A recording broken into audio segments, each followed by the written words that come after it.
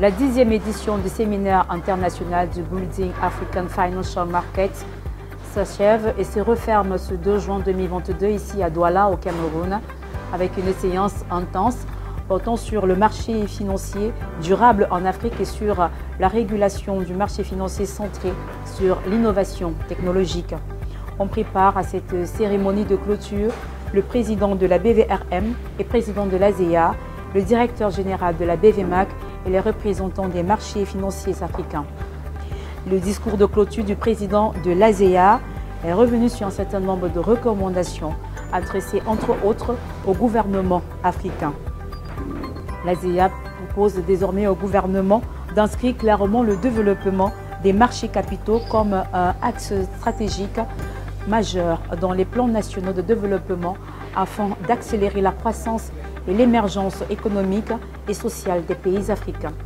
Aux régulateurs d'anticiper et d'accélérer le développement technologique pour une inclusion boursière et financière en Afrique. Également des recommandations adressées aux acteurs du marché, mais aussi aux boursiers. Et à ce propos, je vous invite à écouter le président de l'ASEA sur cette clôture, M. Edo Kossi Emononve, s'adresse aux acteurs du marché.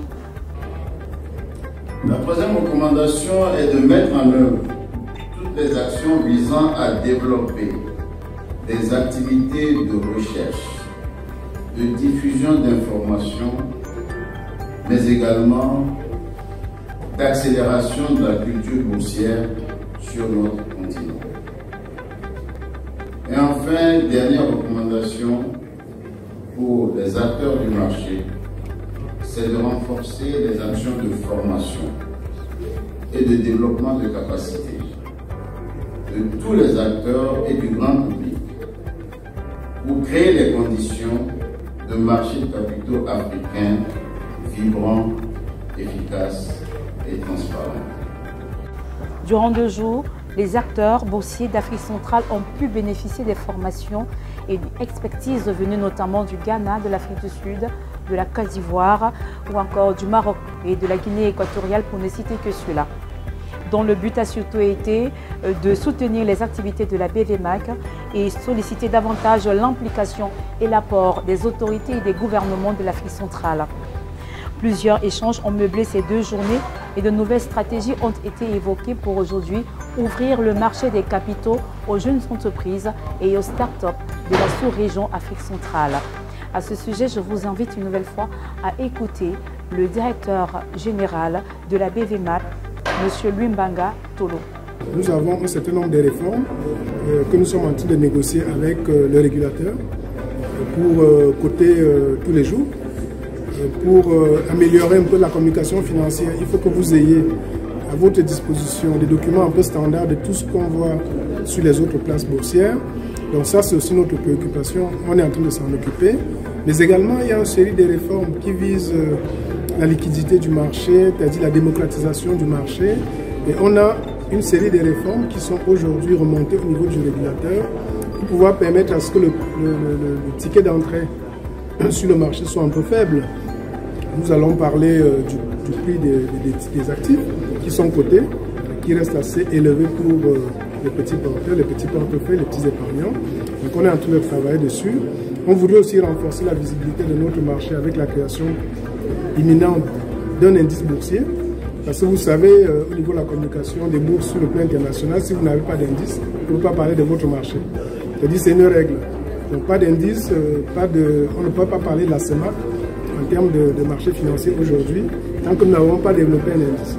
Donc c'est autant de petits leviers que nous sommes en train de toucher, mais l'activité étant fortement réglementée, tant qu'on n'a pas le quitus, le feu vert du régulateur, on ne peut rien déployer. Donc aujourd'hui, nous sommes dans l'attente, on est en train de travailler avec les régulateurs qui posent des questions. Donc pour dire, est-ce que vous nous rassurez que telle chose ne va pas dérégler le système, vous ne prenez pas trop de risques, vous n'allez pas trop au mur, ainsi de suite, et on est là pour essayer de parler avec les régulateurs.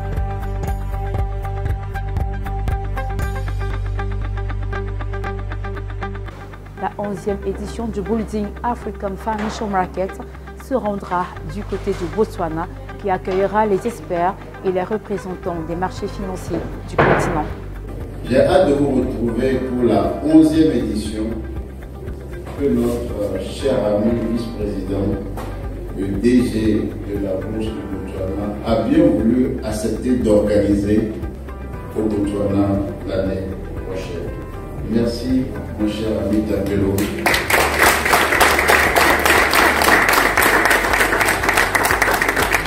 Merci, félicitations à tous ceux qui ont travaillé à la réussite de cet événement.